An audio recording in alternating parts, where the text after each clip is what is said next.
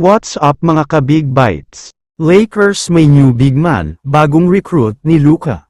Pero bago ka sana magpatuloy sa panunood ay huwag mong kalimutang mag-subscribe sa aking YouTube channel. Pag-usapan muna sandali natin ang naging Game 6 sa pagitan ng Boston Celtics at New York Knicks. Talagang magkakaroon na nga ng bagong kampyon, dahil nilampaso na ng Knicks ang defending champion na Boston. Grabe ang ginawa ng Knicks sa Game 6, hindi talaga nila pinaporma ang Boston, kung hindi ako nagkakamali ay umabot pa sa 40+ points ang kalamangan nila dito, talagang grabe ang nangyari at hindi na sila nagbigay ng chance. Kaya naman dahil sa pagkapanalo ng Knicks, makakaharap nila ang kapwa nila underdog sa Eastern Conference Finals, ito nga ay ang tumalo sa number 1 seed na Indiana Pacers. Haliburton vs Bronson ang mangyayari. Samantala, ngayong off-season ay talagang abala ang Lakers sa pag-scout ng mga prospect sa NBA draft, ang pinaka-main priority daw na makuha nila ay isang big man, yung sobrang solid talaga ang laro lalo na sa ilalim. Pero ang problema ay wala silang hawak na mataas na draft pick, dahil number 55 pa ang meron sila.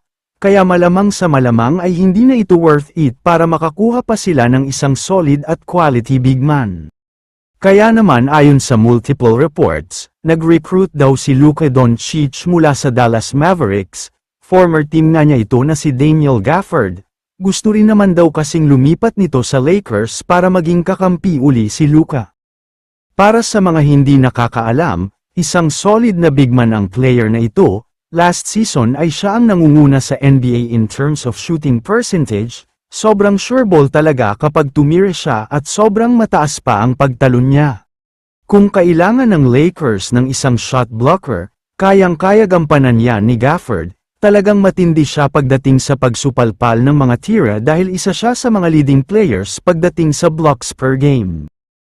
Imagine, magkakaroon ng Lakers ng isang player na halos kapareho ni Anthony Davis, meron pa silang LeBron James at Luka Doncic, mukhang matindi at sobrang successful talaga ang mangyayari sa kanila next season.